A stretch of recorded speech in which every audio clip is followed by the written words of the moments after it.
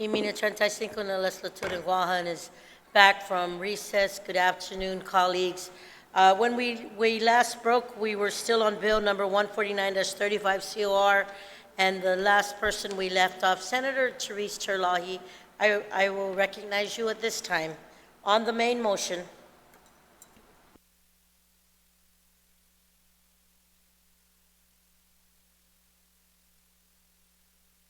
Thank you, Madam Speaker. So the bill before us now is to reprogram bond proceeds that we pretty much just approved in the last year of the most recent term of the Guam Legislature. So the Port Authority had come in and asked us to approve them going out for the very first time for a bond. And there was very much deliberation after public hearing. They also came in here in a committee of the whole, and a lot of our discussion was regarding exactly which projects they were going to use this money for, or their proceeds for, and how they would fund it, of course. And prior to this bond, the Port Authority had gone to the PUC and asked for an increase in tariffs. And that increase in tariffs covered such things as pay raises, other improvements. The increased revenues were going to cover improvements at the port, such as some of the projects that are listed in this bill. And of course, the increase in tariffs was projected to cover future bond, which they ultimately went out for. And they were, I remember at the time, you know, my memory's not that great, but one thing I do remember is this insistence by the port at that time that they needed to rebuild the administration building. I think I was one of the few senators that was objecting to that and asking, is there a more prudent use of the money instead of a new fancy building? I think I called it that back then, but you know, something more practical. But they insisted, together with their board, that was not what they needed, that they needed a new admin building and new places to maintain their equipment. So I think they were lumped together, this administration building and this, you know, new space or that they were going to use to maintain equipment, which they said they'd have all kinds of increased equipment, and, you know, maintenance is critical for that. So of course, we come to this bill, and the new board of the Port Authority has completely flipped in regards to the need for an administration building, and it's not clear, you know, what they're going to do about that other part of the, you know, a new space for the maintenance of the equipment. But what they've shown to us is 3 different master plans. So one master plan, I think, if, just one second.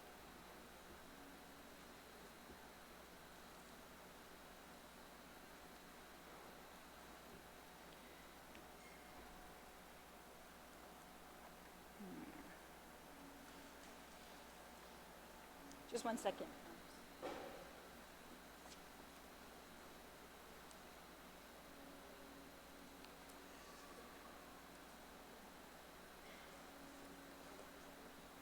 All right, well, there were 3 different master plans. I think if one was like 20, I'm trying to remember the year because, let me just be clear. I'm sorry, Madam Speaker, I misplaced. Oh, here it is. Here it is. All right, so one master plan was done in 2007, one was done in 2010, and one was done in 2013. So the most recent master plan that the port had relied on when they came here approximately, you know, just in the last 2 years, I think it was only in the last year that they came here to ask for this bond. The master plan that they had relied on, they are now asking us to not rely on that, or they are not going to rely on that master plan. They want to go back to a master plan from recommendation from 2007, which recommended at that time to build an annex with the bridge as we have proposed in this bill today. Of course, the most recent master plan, as I said earlier, recommended demolishing the administration building and constructing a new one. So, you know, I was at the public hearing for this bill, and their explanation, you know, it makes sense. I have reviewed the documents submitted, and I went and looked at the documents that were submitted to the PUC earlier, but I did have some more questions that I feel like we're talking about the transfer of $17 million that were dedicated to build this administration building and the maintenance areas. And we're now transferring $17 million. And we can use all kinds of different words to describe this. We can say we are reprogramming. We are just amending a bill and not say any type of description of what we're doing when we change the money amounts and allocate them to totally different sources. But one of the things I wanted to ask the board, and just have them, because there's nothing, Madam Speaker, that substitutes for having board members and administration officials sworn on the record and, you know, giving more details or swearing and being accountable to the people of Guam. And there's just nothing that substitutes for that. And that's, you know, I feel like when we're talking about $17 million, that I can't see the harm in the more questions asked, the better. This is not even one of those cases where they're rushing to catch some certain timing for, you know, refinancing of a bond or a new bond. They're really reallocating the proceeds. So I guess I just wanted to also get assurance from this board that they went before bond investors and they laid out these plans in detail, which is, you know, sometimes the detail is less than what the port did, but the port laid out these plans in detail. And now we, the legislature, are changing those plans, and I agree we have the authority to do that, but I just think, you know, it just seems so peculiar to me that you know, we don't want to have them here to ask them again, you know, to assure us that, you know, it's not a whim that's going to change again with the next administration or the next change in board members. Some of these board members are the exact same board members that came in here and told us we needed to build a new administration building. So, and again, Madam Speaker, you know, I'm very curious to see when this goes up before the PUC, because I support this change. It makes sense to me, it sounds logical. But I just want them to be able to assure us that the money that this may clear up or may not, I think that's one of the issues that remains a little unclear. Like I said, the PUC had you know, agreed to the plan of the port that there would be revenue set aside, increased tariffs, revenue set aside for some of these projects.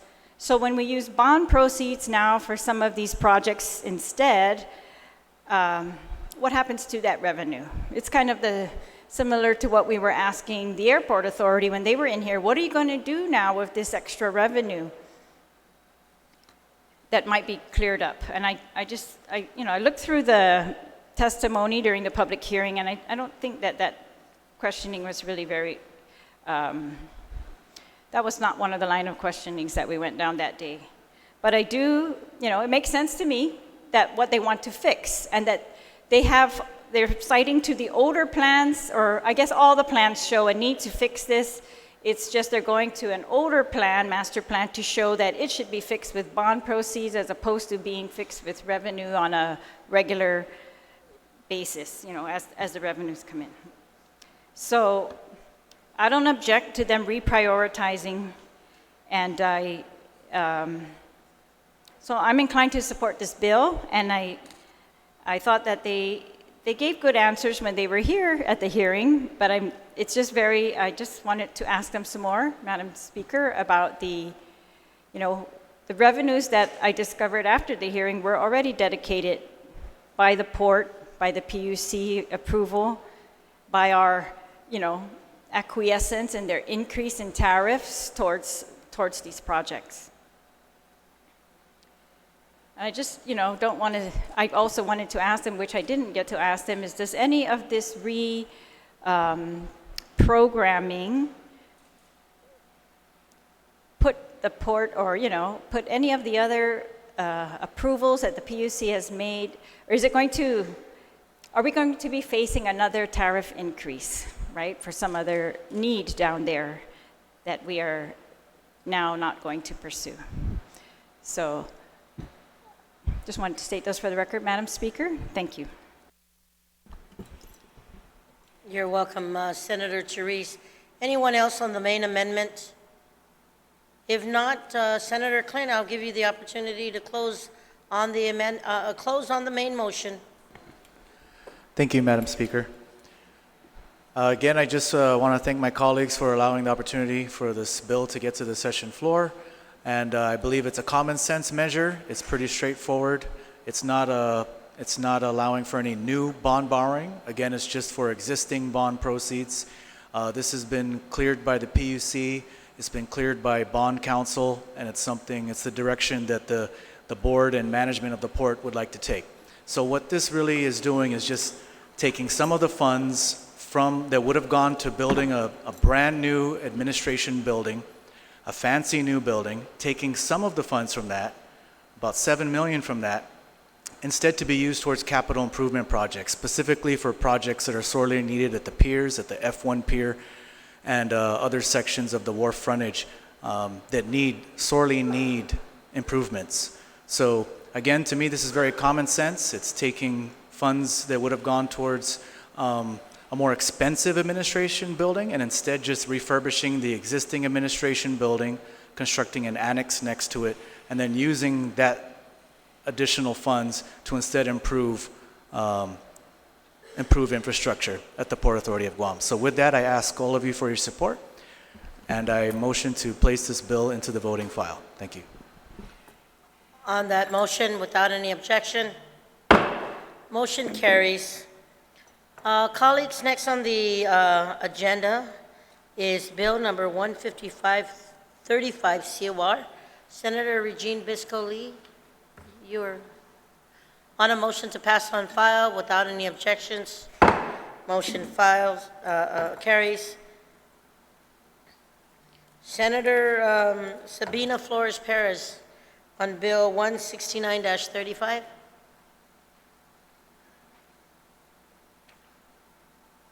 Taduz Masi, Madam Speaker, I move to place Bill 169-35 on the third reading file. As amended, Senator Sabina, Yes, as amended. by the committee. You want to read it? By committee. Sorry, let me. On that motion to place with... Yeah. And you would like to discuss? Yes, and I would like to discuss. Please proceed. Thank you, Madam Speaker. And thank you for this opportunity to speak on Bill 169-35. I also wish to thank the co-sponsors of this measure, Senator Tello Taitigui, Senator Speaker Munya Barnes, Senator Marsh Taitino, and Senator Moylan. Bill 169-35 aims to save lives by requiring that information about radon be provided upon the sale of residential real property. Radon is a colorless and odorless radioactive gas, a known carcinogen. US EPA recognizes it as the second leading cause of lung cancer in the United States. In addition to lung cancer, long-term exposure to radon increases the risk of thyroid cancer, which may affect blood pressure, body temperature, metabolism, and weight. US EPA ranks indoor radon among the most serious environmental health problems facing us today. Historically, on Guam, dangerous levels of radon have been measured. US EPA sets the recommended action level of radon at 4 picocuries per liter of air. Anything above that is considered dangerous. Yet some local residential properties have recorded levels as high as 143, picocuries per liter of air. Indoor radon gas is associated with the geological formations of karstic limestone, which is predominant in northern Guam, where nearly 2/3 of our island's population resides. Buildings constructed in these areas are susceptible to increased concentrations of radon, which may enter undetected through structural pores and cracks. In order to protect against this risk, Bill 169-35 requires a selling broker to notify a purchaser of residential property about any radon test results that may have been conducted in the past. This is a practice that is already done by many real estate agents, including the Guam Association of Realtors. And while the bill does not require new testing or mitigation, it does ensure education by requiring Guam EPA to develop a handout regarding the dangers of radon exposure. This handout shall include radon testing and mitigation techniques, and the selling broker must provide it to the purchaser of the property. During the public hearing process, testimony was provided by Guam EPA and the American Cancer Society Action Network in support of the measure. Nobody opposed it. The bill was amended in committee to add some minor clarifications and a 3-month effective date following enactment. Ultimately, Bill 169-35 is about access to information. By empowering home buyers and families with information about radon, we help them make educated decisions concerning our health and safety. I thank my colleagues for their support on this measure. It is imperative we work to protect our citizens, especially the children, from the risk of continuous exposure to high levels of radon. Suzuis Masi. Thank you, Senator Sabina. Anyone else on the main motion? Anyone? If not, Vice Speaker Nelson.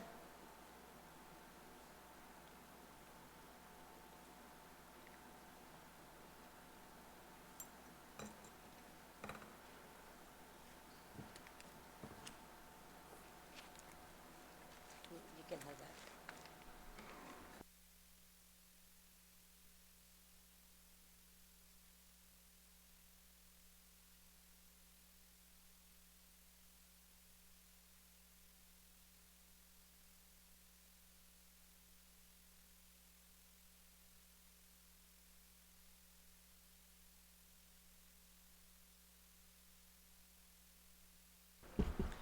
Madam Speaker, you are recognized. Suzuis Masi, Madam Speaker, and thank you for giving me the opportunity to speak in front of my colleagues to support this measure. And I want to thank the good senator from Barrigada, right? From Barrigada for giving me the opportunity to be a part of this co-sponsorship, which is that act to add a new section 104.115.1 to Article 1 of Chapter 104, Title 21, Guam Code Annotated, relative to the public awareness of radon risk and the reporting of radon results upon the sale of real property. Madam Speaker, really sometimes our community, if they're not aware of something or community outreach is not done, or information that may be disseminated outside may not be of great importance unless it happens to you or your family. And it was really surprising and alarming one day when a friend of ours had asked if they could test for radon, and talked about the effects of radon and what damages it could do, and how this radon is an odorless, tasteless gas that is released as a byproduct of decay of naturally occurring elements. And he went on to talk about what the components are, and a lot of the scientific names, some of them we never even heard of.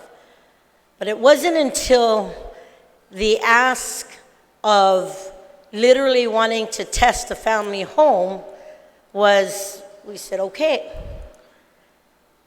And when the family residence was tested, the alarming rate of radon in the house and how it was in the building literally alarmed my family members.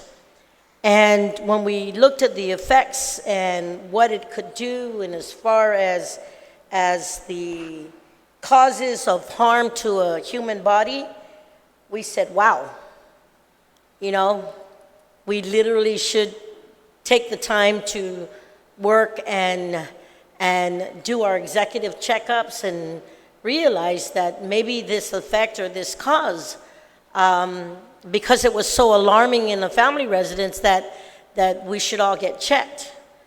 And true to the word, that whether that was the actual cause or not, the mere fact that the alarming rate of radon in the family compound was so high, we literally had to take critical measures to rectify and mediate and put the proper, the proper machine in place to help against the exposure of radon. And when this bill came to place and the good author asked me if I could support the efforts, I shared with her my sincere support because of the information that was provided. I want to thank the Cancer Society for coming in and sharing their testimony. I also want to thank those who presented testimony in support of, because, Madam Speaker, I want to share with you that sometimes, and unless it's stated or unless it affects you or a family member, nothing gets done, even if brochures or PSAs are sent out. So I want to share with the listening audience and to our colleagues that I really hope that all our members take the time to look at the effects of what radon and the damages medically can happen to family members if the radon exposure is embedded into our family residences, because they might think it's not, but if you take the time to at least be concerned because of how it can be seeped into buildings through cracks and crevices of the cement facility, you'd be surprised that there could be an alarming rate. So I thank you for giving me this time to speak in support of. I thank the author from Barragata for giving me this time to support and be a co-sponsor, but more importantly is to ask the listening audience out there to take the time to look at the damaging effects of radon, take the time to test their homes, and take the time that if they find that there is a prevalent amount of radon in the home, that they should take the mitigating steps, because it is very harmful to the human body. Sizos Masi. Thank you. Sijos Masi, Madam Speaker. Senator Joseph Augustine. Thank you, Madam Speaker. I'd like to ask the author if she'll yield to a question. And if needed, I'll state the question first. Senator San Augustine, you can proceed with the inquiry. Okay. My concern is, I'm in support of the bill, the general content, the contents of it. It's about if anybody's selling their property. But when we really think about it, we have children going to schools, GovGuam building, approximately 6 hours. We have folks working in GovGuam buildings, about 8 hours, roughly and hopefully, and everywhere else. Are there radon testing going on? Or only when we go home and we spend the night? I mean, the only time anybody really stays home is during the weekend, or really they don't have nothing to do pretty much at night when they get off at 5 or 6 or 7. They hang around, they go to sleep, they get up by 5, 4 o'clock in the morning, maybe approximately 8 hours. But majority of the time, most of the folks on Guam are at their workplace. Their children are at schools. Is there any requirement? And if there isn't, I think maybe I support the bill. but there's need to be more emphasis, because not only are we talking about currently the folks today that are dealing with possible radon exposure, but how about the folks that get this nice lease from Chamorland Trust? Is there any testing required? Because it's not a sale of property, but they're going to get property and they're going to get a lease for 99 years. And there's no mandate for the government to do a radon testing to make sure that the people of Guam that are getting these properties are being protected. So I'm just curious if the author could, I'm in support of her bill, Yes. but I'm just curious if she has anything that she may be leading in that direction, so I can wish to join that co-sponsor. Thank you, Senator San Augustine. Senator Sabina, would you like to answer that inquiry? Yes, Madam Speaker. I do appreciate the concern from my colleague from GIGO, and yes, it's important not only to get information out there, but to do testing, and there is a bill that has been introduced regarding that fact. It's, I believe, Bill 168. So there is a bill that's going to be heard, and regarding testing in the schools, child care centers, and there also is a section in the bill that talks about assessment of government buildings in general. C2 Asmasi, Senator Perez. Senator San Augustine, does that satisfy the question? Yes, ma'am, and thank you, Senator Paris. C2 Asmasi, Senator San Augustine. Anyone else on the main motion? Senator Therese Terlahi, I would recognize you right now. Thank you, Madam Speaker. I rise in support of this bill, and like the previous speaker, I share the concern, and that was actually one of the questions raised at the public hearing. And EPA was, Guam EPA, I think, did an excellent job at the public hearing of, addressing many of our concerns. This bill is a health bill. At first, I thought it's some, really a purchasing restriction, but really it's not. It's a health bill. It's creative, actually. It's an education program that is going to use residential transactions to educate new homeowners. And that's really all the bill is going to do. So it's not going to put any restrictions on the buy and sale of houses, but it's going to make sure that when I sell you my house, I'm giving you this brochure that's prepared with language that's approved by the Guam EPA that tells you the risks of radon. And I guess the goal is to raise the awareness of, the risk of radon to everybody on Guam. Parts of Guam have been designated by EPA, the federal EPA, on their radon zoning maps to have higher levels of radon. And they call it Zone 1. And they say that the radon is caused by, it's a byproduct of decay of naturally occurring elements such as uranium, thorium, and radium in rocks and soils. And after the parent element decays, the radon travels by pressure-driven airflow and diffuses into above-ground air. So it accumulates when buildings are closed. But I was told by EPA that it can, deaccumulate also by flow of free air, and that also helps. So that's why they find higher concentrations in basements or lower levels of the buildings. But I thought that since this is an education bill, we could just take the opportunity to tell everybody that the Guam EPA, they will test residences, so for free. And so if you are concerned about the radon levels in your house, you can give them a call. And they said that they recommend testing every 5 years. And the reason why we are concerned about radon, of course, is what the American Cancer Society and Cancer Action Network has submitted in their testimony. It's because of radon being a cause of lung cancer.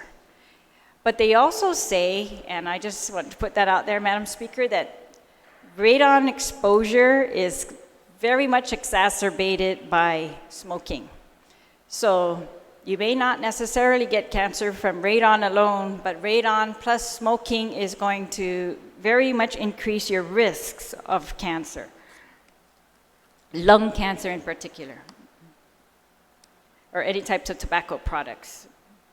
So they say most radon-related lung cancer deaths are smokers. So I just want to thank the author of this bill. I think it's great. The more health education that we can get out there, the better. And that I want to thank Guam EPA again for their work in this regard. And of course, the American Cancer Society Cancer Action Network, the Guam group, is very, very helpful in advocating and in providing information for all of our policy issues. Situs Masi, Madam Speaker. Situs Masi, and Buen Provecho, Senator Therese Chirlai. Senator Luis Muñoz, I will recognize you at this time.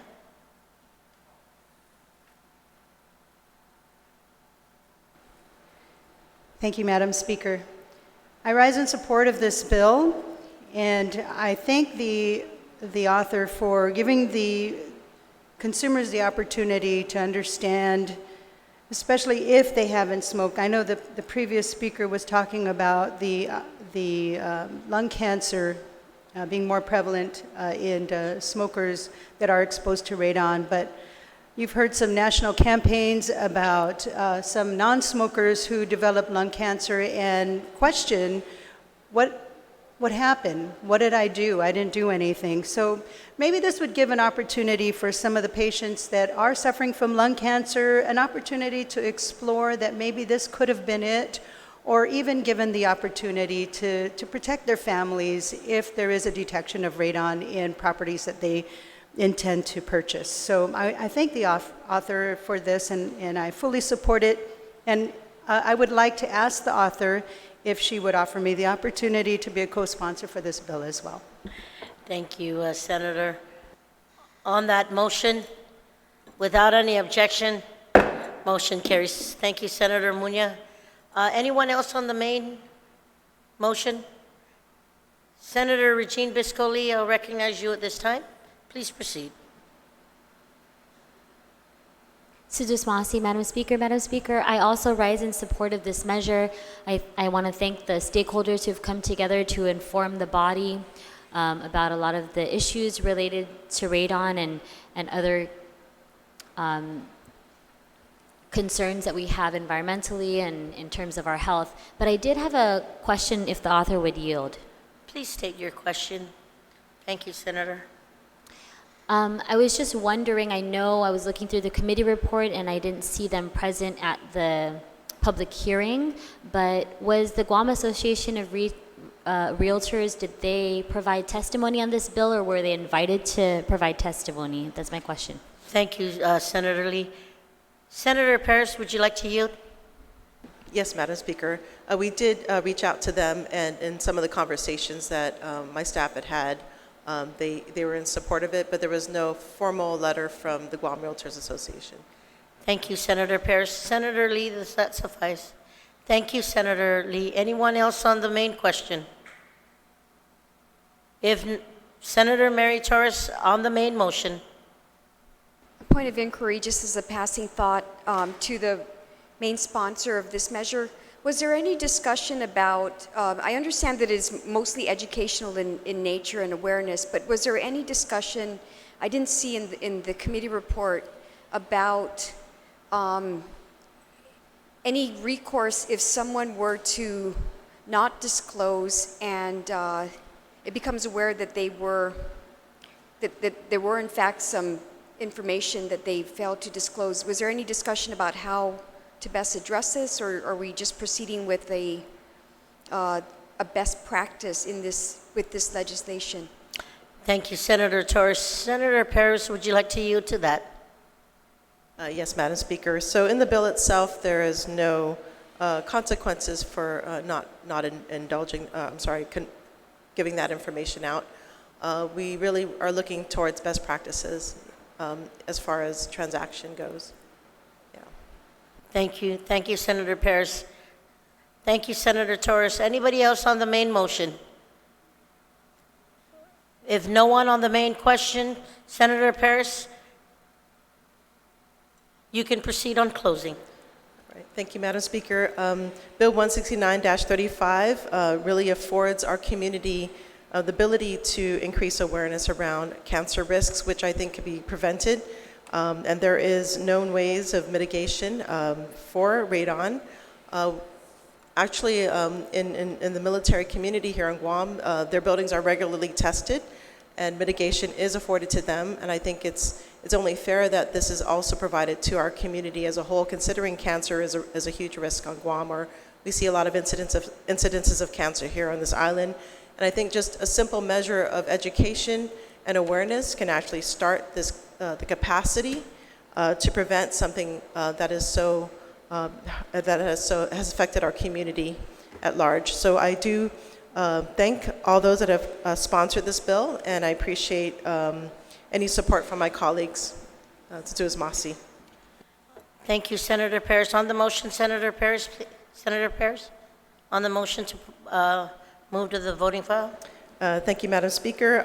I move to place Bill 169-35 in the voting file. As amended to the voting file. As amended.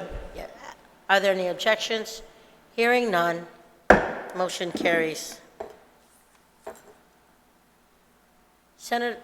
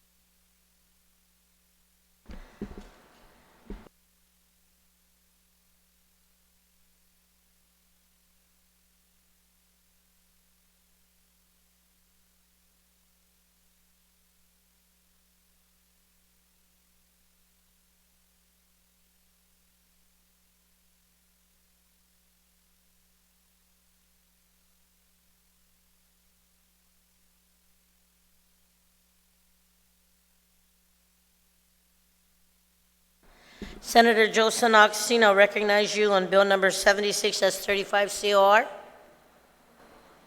Thank you, Madam Speaker. I move to place Bill 76-35 COR as amended by the Committee on Health, Tourism, Historic Preservation, Land, and Justice on the third reading file, and I would like to discuss.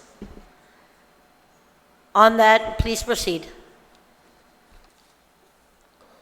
Afternoon and buenas, Madam Speaker, and to all my colleagues.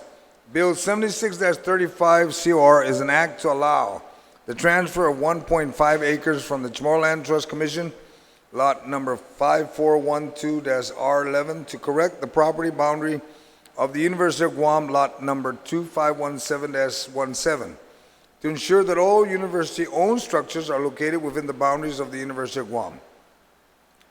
Bill 76 is intended to right a wrong that was made years ago when the CLTC resurveyed government property and drew a line through the infrastructure of the UOG Aquacultural Training and Development Center for additional inventory to the CLTC. This should have never happened. Today, we have the opportunity to correct this long-standing issue and give our university the opportunity to continue and broaden their work at the training center in building capacity for a new industry on Guam. For some time, the university has been aggressively pursuing a private-public partnership with an entity that will work in building this capacity. And with the passage of this bill, this will become a reality that will enhance opportunities for employment, training, and the development of this industry. I encourage all my colleagues to support this bill without compromise for the university and our island's benefit as we bring to finality this issue. I have, Madam Speaker, I have an amendment that I'm circulating, or is being circulated. I have it, Senator San Augustine. Please proceed. It is an amendment to the bill. Gosh, that would be is to amend the bill to add a new section to read, and that would be on page 2, section 4, appraisal. Because the adjacent parcels are both original government land, this transaction involves a transfer of land in exchange for in-kind service between two government entities, CLTC and UOG. 2 GCA, section 2107B and section 6.04C4 of the standing rules, Seminai 35 del Estatuto en Guam, relative to land appraisal, and shall not apply to this transfer of land. For the record, the University of Guam has already completed an appraisal anyway, but it's to ensure that they wouldn't be required to get another appraisal after it was being completed. And for my colleagues, just in reference to the property, the University of Guam and Chamorro Trust has signed a memorandum of an agreement to satisfy both entities' desires. Thank you, Senator San Augustine. I'm just going to take a moment's recess to make sure that I can work with legal about the number that we have here. So a moment's recess. Anna. It should be.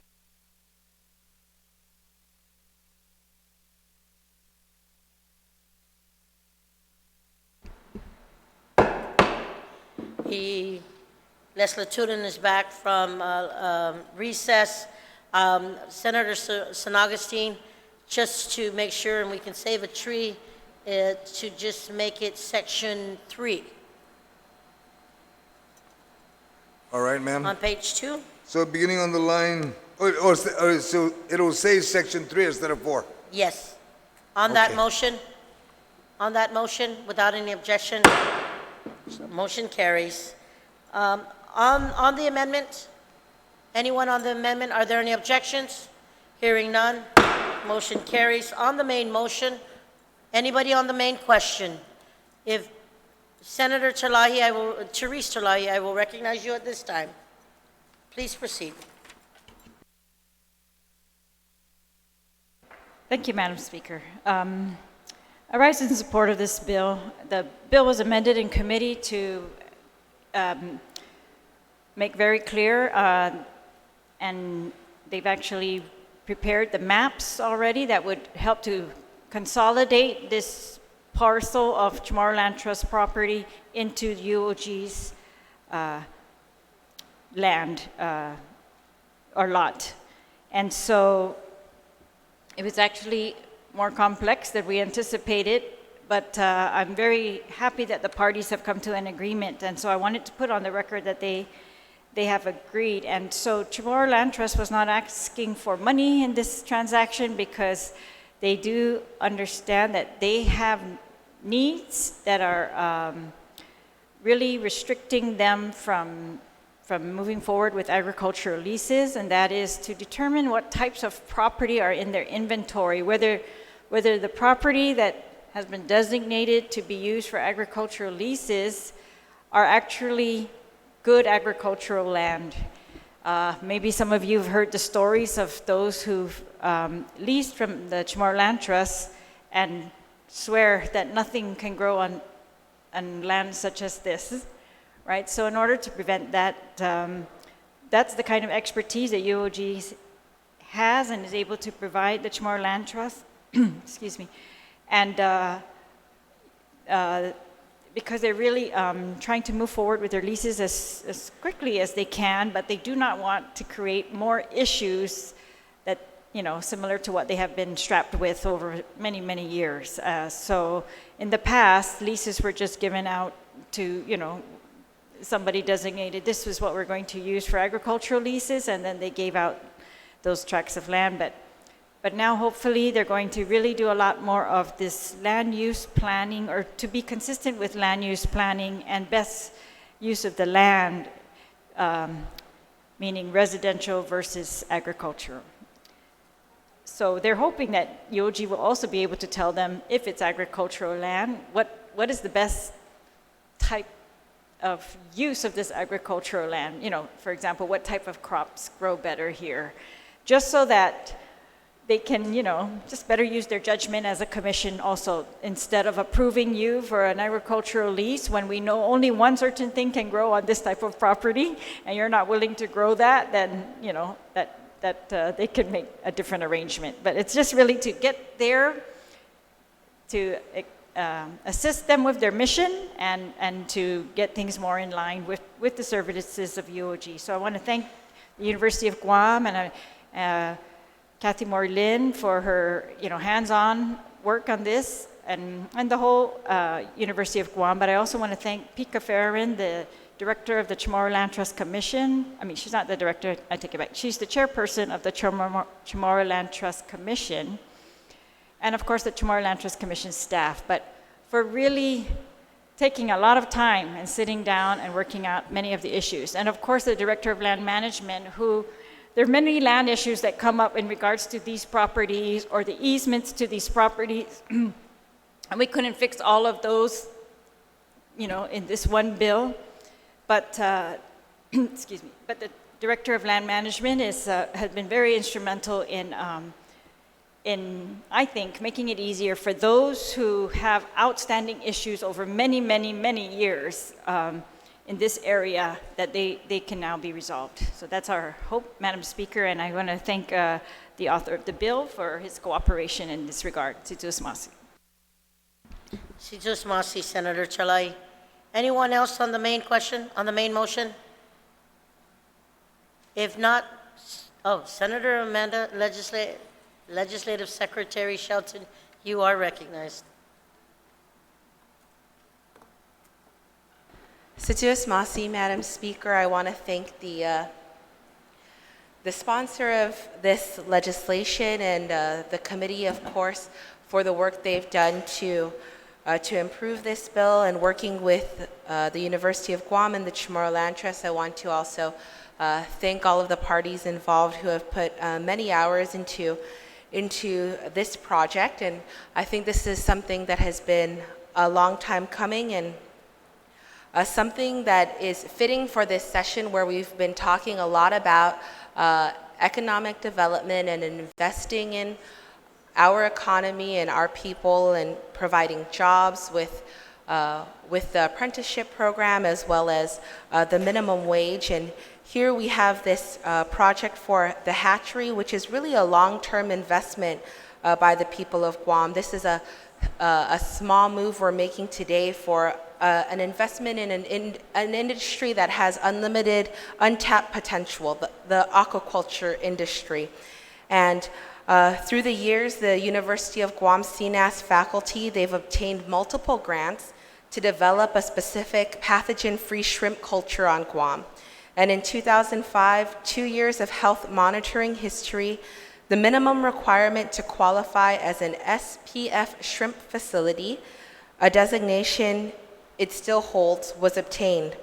So UOG hired an aquaculture scientist, Dr. Hui Gong Zhang, who further strengthened this stock line, which contains a significant amount of genetic diversity. The process of creating a pathogen-free shrimp line is difficult, and UOG has invested the research and resources necessary to cultivate this pathogen-free shrimp. In FY 2020, UOG will spend $114,000 to maintain this hatchery. It was always meant to spur the industry, and this public-private partnership will bring it to fruition. The pathogen-free shrimp are very highly desirable on the market because the pathogens can cause up to 80% death rate among farmed shrimp, whereas this pathogen-free shrimp exhibits 5%. It's really a significant economic advantage. So when we're looking at the possibilities of this hatchery, as I said, the potential is really unknown and untapped. Hawaii was able to obtain this pathogen-free shrimp and has invested in this industry, and has seen $75 million growth in the aquaculture industry. And so I thank again the sponsor and the committee for putting forth this bill, the University of Guam, the Chamorro Land Trust for making this possible, and I ask all of our colleagues here today to support it, to help us, as we've all talked about over the last couple of days, wanting to improve our economic stability, wanting to invest in these different industries, putting our people to work, that this is another possibility for us that we can look forward to. Siduos Masi.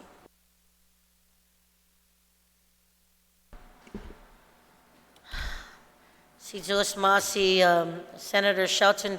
Senator Mary Torres, you are recognized on the main bill.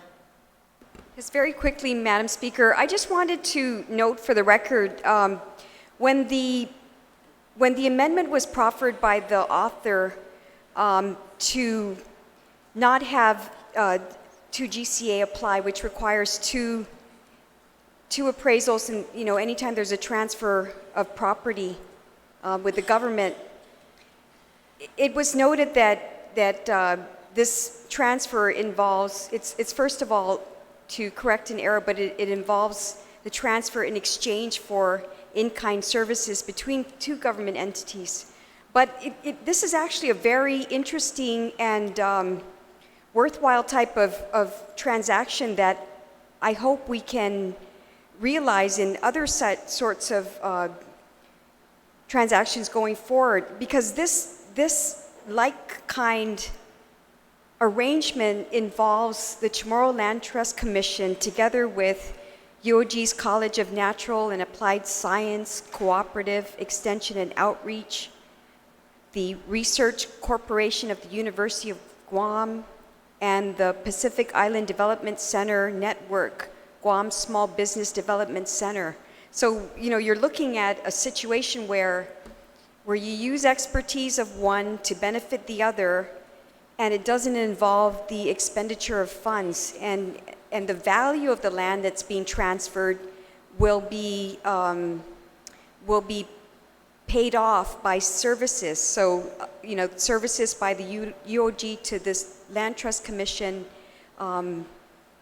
for an approximate amount of the value of the land, which is about $35,000. So I just wanted to note, because the amendment happened rather quickly, but in looking at what exactly it did, it really is a very ingenious and type of arrangement that this government could use as a model going forward. So I fully support this bill, and I commend the author for working so diligently with the parties, and for UOG and the Chamorro Land Trust Commission.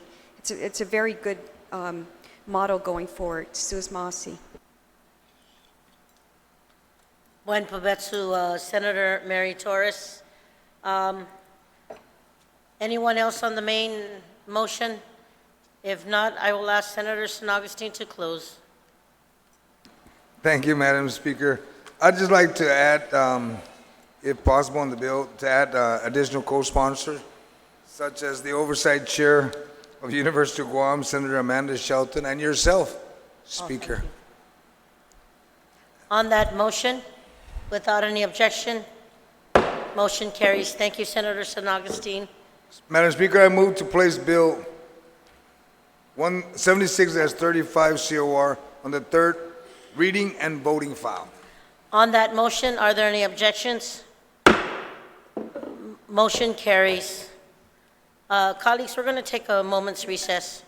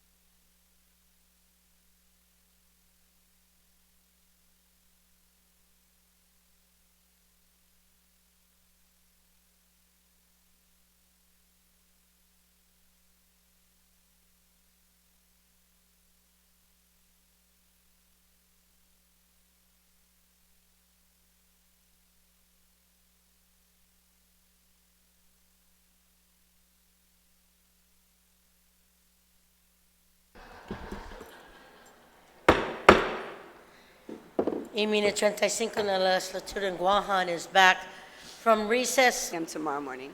On that motion, we are in recess until 10 a.m. tomorrow.